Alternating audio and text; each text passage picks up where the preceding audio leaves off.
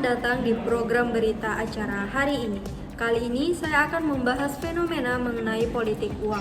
Fenomena politik uang ini seringkali kita jumpai mendekati dengan pemilihan umum.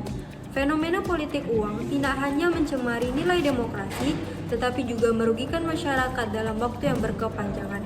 Oleh karena itu, kami akan mendalami tentang fenomena politik uang ini lebih dalam lagi melalui wawancara dengan masyarakat dan pandangan oleh beberapa pihak yang berwenang. Mari kita simak wawancara rekan saya di lapangan. Kepada Jihan dipersilahkan. Selamat siang, dengan saya Jihan. Saya sudah berada di lapangan untuk melakukan perbincangan dengan warga sekitar mengenai fenomena politik uang ini. Nah, di sini sudah ada dua bapak yang bersedia untuk membicarakan mengenai fenomena ini. Tolong perkenalan dirinya, Pak. Saya dengan Juan. Saya Rian.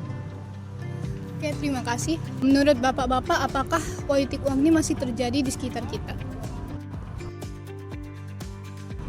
Oh iya, masih banyak.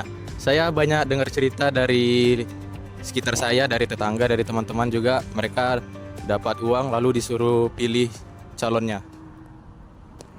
Kalau dari saya sih, saya juga masih banyak teman-teman saya yang ditawari gitu. Jadi saya pada cerita kalau mereka ditawarin untuk memilih pemimpin A gitu. Jadi masih banyak sih fenomena ini terjadi di sekitar kita.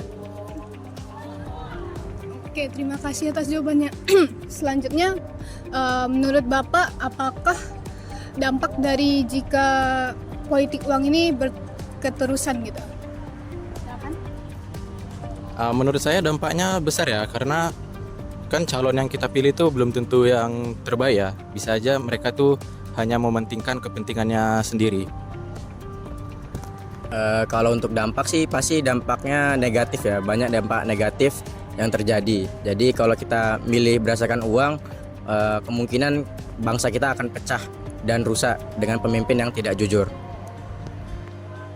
Oke, jawaban yang sangat bagus. Nah, untuk pertanyaan terakhir, menurut bapak-bapak ini, apa pesan yang bisa diberikan kepada warga lain untuk yang masih menerima politik uang ini? Nah, silakan.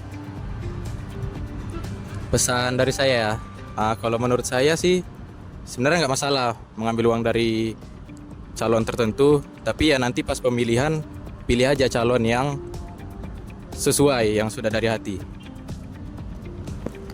Kalau menurut saya sih, kalau bisa kita kurangi ya, atau kita tolak mentah-mentah tawaran dari para orang-orang tersebut. Jadi kita meminimalisir lah terjadinya politik uang yang berdampak negatif bagi bangsa kita. Nah, tadi itu adalah jawaban dari warga sekitar sini. Jawaban yang sangat bagus. Jadi saya akan kembalikan ke rekan saya, yaitu Elis. Terima kasih. Terima kasih kepada rekan saya Jihan. Selanjutnya kita akan mendengar pandangan dari pihak yang berwenang. Oleh karena itu kami telah terhubung kepada perwakilan Komisi Pemilihan Umum, Bapak Steve. Mari kita sama-sama mendengar penjelasan beliau. Oke, terima kasih atas kesempatannya.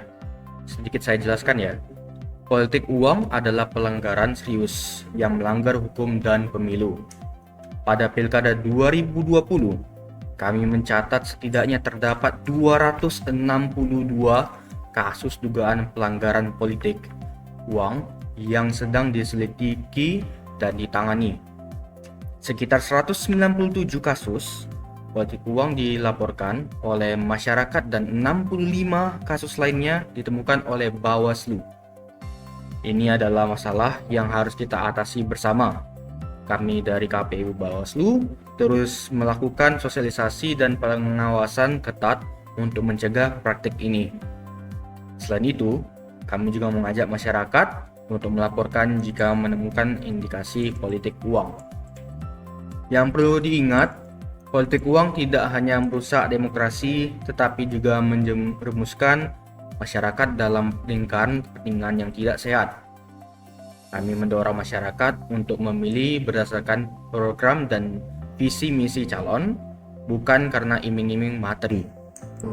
Demikian laporan kami pada hari ini. Mari sama-sama kita melawan praktik politik uang ini demi mewujudkan demokrasi yang bersih dan adil. Saya, Elis Aulia Tanjung, pamit undur diri. Sekian dan terima kasih.